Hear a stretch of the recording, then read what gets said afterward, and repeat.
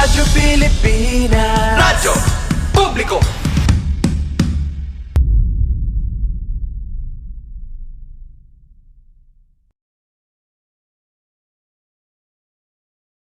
Eto mga kababayan ko meron pong alingas-ngas na sa susunod na linggo ay may pinaplano ang kulto ni Duterte sa pamamagitan ni Chavit Singson. Oo, na magpapile daw sila. Magtatanim. Hindi! Talagang alingas-ngas na to na sabi magtatanim sila ng intriga. Laban kay BBM. Oo, at kapag natanim na nila yung intriga, ang gagawin nila, gagamitin na unahan yung impeachment trial ni Sara. Actually, ano yan ito yung taon 2026 na medyo crucial Kasi ang balak gawin ng mga kalaban, ayon sa mga naririnig-rinig natin, unahan ng impeachment complaint si BBM. Yan na nga. Pero siyempre, hindi naman mangyayari yun kung wala silang ikakalat na malalim na issue. Kaya nga magtatanim kasi sila natatakot sila kay Madriaga Mao nga.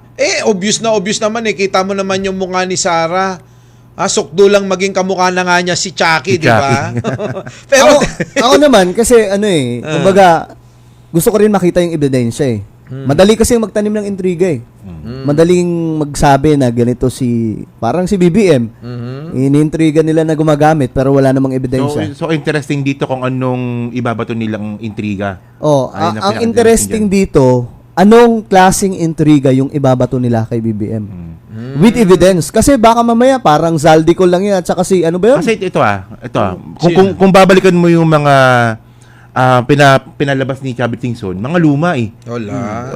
Doon na ako natawa pati yung pati yung issue niya sa Guinness Book of Records nilabas ni Chavit Singson So ngayon, sa tingin mo ba makakahanap ba sila ng issue laban kay PBBM dito sa Malabo yan. Pero nag-iisip ako kung ano bang pwedeng ibato kay PBBM Baka naman yung Pulburon. Hindi, yung bagong nag-resign ba o tinanggal si Nibak. May pag-usapan natin mamaya yan. Baka mamaya maging sa NPO. Sa NPO. Posibleng baka parte. Diba? Posibleng nga yun. Baka maging parte yun. Pero kasi sa ngayon, wala namang makakapagpaturo na ang Pangulong Bongbong ay may kinalaman nga dyan sa mga issue ng pang-i-scam sa budget ng flood control.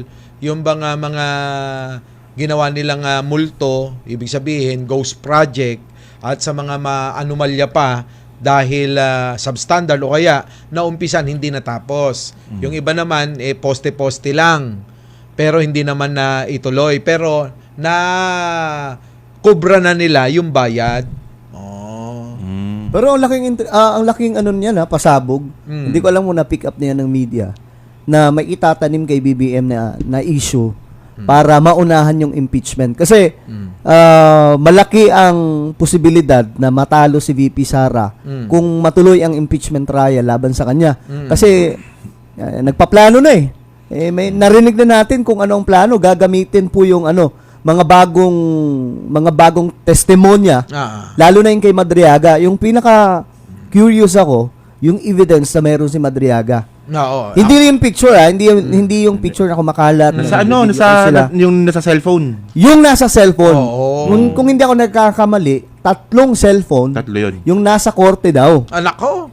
Kung sakasakaling halimbawa talagang magpa-imbestiga na about doon, i-release ng korte yung 3 cellphone yun. Actually, meron atang karapatan yung ombudsman dyan yun nga yun. Sa PINA yan kasi kapag na-release yun, at kasi ang sabi, andun daw yung mga conversation, mga utos, yung mga transaction, yung mga lugar na pinupuntahan. So, kumbaga, kapag ka nangyari na mailabas yun, marami po talaga ang maliliwanagan. Actually, Sangkay, meron ng mga ebidensya lumabas dati niyan Yung sa Facebook pa lang ni Madriaga marami ng ebidensya doon Anong ginawa ng mga DDS? Yung tulad na ginawa nila sa'yo. Actually, oo. Di ba? Yun ay isa sa ebidensya, pero mas malalim nasa cellphone Ayun na nga. Kasi transaction yun transaction. Ito pa, hindi lang nga yan kay Madriaga Meron pa yung Cabral Yung Cabral yung files. Cabral files. At saka yung Cabral phone. Meron din. Cabral Files, Cabral Ang nakakatakot Phone. dyan sa Cabral Phone, nasa ano pa eh, nasa pamilya pa yung telepono eh. Hindi, nakuha na ng ombudsman. Nakuha na ba?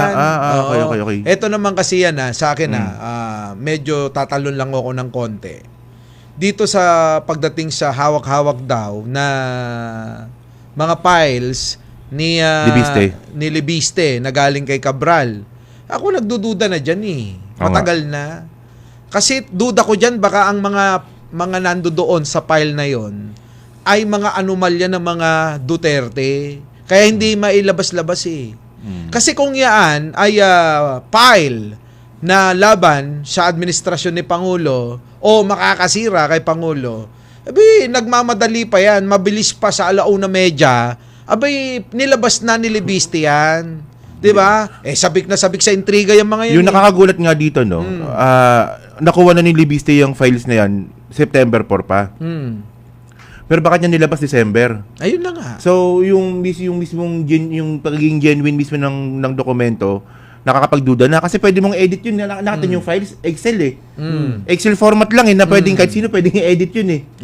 So, yun ang pinakamalaking tanong doon. Matagal mo na palang hawak yan, ba't ngayon mo lang nilabas? Yun. Ngayon. 3 buwan niyang hawak yan. Eto, babalik September natin. September niya nakuha eh. Oo. Ito, ibabalik naman natin ngayon dun sa topic natin na magtatanim ng intriga itong kulto ni Duterte sa pamamagitan ni Chavit Singson. Na ito'y alingas-ngas na talagang umuugong na. Mangyayari nga daw next week. Ngayon ang tanong, ganun din ba yan? Yung ilalabas nyong intriga maaaring mga lumang-luma na parang Guinness Book of Record lang ang datingan? Yung mga yung kinaso complaint kay PBBM noong 2015. yung mga nasapat ganon. daw sa PDAP. Yung mga ganon. Ganon. Diba? Na hindi naman nag-proceed. Malabo yan. So, kung yung mga issue yung gagamitin, wala na. Ano yan? Panis na yan eh. Wala. Paano pa nila magagamit yan? Ano na nga mas matanda pa kay Chavit yung mga intriga na yun eh. So, dapat siguro, maghanap kayo ng fresh na fresh. Parang yung mga host nyo lang dito, mga fresh. Pero syempre, kahit naman sila mag-file ng impeachment complaint, kung sabaw yun, malabo mag-proceed yun. Unless, kung matatanggal yung speaker ngayon. Ay, may chismis dyan ha. Diba? Mukhang may kudeta daw sa loob ng Kongreso ha. Meron nga, kumakalat ngayon. Kumakalat ngayon yan na papalitan si Bo GD. Sino papalit? Kasi, Ewan ko, saling malitat. ang issue, ang kumakalat na impormasyon, syempre, kapag ka may usok, may pinanggagalingan talaga yan eh. Ang kumakalat na chismis, kukunin daw yung mga kongresista from Mindanao. Kukunin daw nila. Kaya pala Para ilaglag si speaker ngayon. So, kapag Bojidi. Kapag ka nangyari yun, magkakaroon sila ng chance na kahit sabaw yung kanilang reklamo laban kay BBM, pwede mag-proceed. Kasi ganoon naman sila, di ba? Pero tingin ko hindi na mangyayari yan. Malabo na. Unang-una, gipit na sa oras. Sino pang sasama sa mga ganyan? Ayaw na rin ng mga tao ng mga ganyang agawan ng pwesto eh. 'Di ba? Lalong-lalo na 'yung pagka-presidente. Tapos eto pa nga, di lalabas lang talaga na inuunahan nila. Maliwanag na dito na gusto nilang unahan 'yung parating na impeachment complaint laban dito kay Sara Duterte. Kanina lang may nakausap tayong gwapong-gwapo, 'di ba? Fresh na fresh din. No? Fresh na fresh din. Sino yan? Si Trillanes. Ay, nakasalubong natin sa lobby. Pero 'di ba mayroon pang nakabinbin na yung una, motion yung last for year. reconsideration? Yung last year. Doon pa sa Supreme Court, hinihintay pa nila yon. Kung sakali mag-decide ang Supreme Court na, okay, go. Ano nyo na yung unang complaint laban kay VP Sara. So, hindi na kailangan mag-file ng panibago. Lilitisin na lang yon. Ngayon, kung wala pa rin, di magpa-file ng panibago. Ang sa akin dito, kung inyong, sabi ko nga sa vlog ko kaninang umaga, kung mapapansin mo, sino pa ang magiging kakampi ni Sara? Unang-una, etong si Bato nagtatago na. Ikalawa, etong mga iba pang mga senador na mga kakampi nila, lahat may kaso na. Kaya minsan naiisip ko nga baka naman gusto nyo i-ex-deal yung mga kaso nyo, ha? Wag ganon, di ba? Kapag ka may kasalanan, may kasalanan. Di ba? Siguro, sinong kakausapin? Boying, sabihin mo naman, baka pwedeng, Oy, ombudsman, huwag naman sana ganun, ha? Huwag naman sana ganun. Oo, di ba? Yung bang ang lakaran, lahat kay Wag ombudsman, sige na, hindi na, impeach ko yan si Sara sa February. Huwag niyo na tayong talo-talo. Ganon, tatahimik na kami. Pwedeng ganon eh. Kasi, kung mapapansin nyo ngayon, tahimik sila. Kasi pati rin si ombudsman tahimik din eh. Oo. Parang walang ginagawa yung rebulto, no? Parang ewan ko pa. Parang ngayon hinahanap siya ngayon. Nasaan na yung yung pinangako mo. Siya yung nag-name drop eh. Oo nga. Siya nag-name drop nung eh. December Yun nga inaantay natin na So, January, hindi, nang kasi bagong taon daw. Hindi naman sa nang-intriga, no? Hindi naman sa nang-intriga, di ba? Kung kayo, alam nyo makukulong kayo sa isang kaso na non-bailable case, gagawa kayo ng paraan para maabsuelto kayo, para hindi matuloy yan So hindi natin alam, baka may usapan yan na hindi natin alam.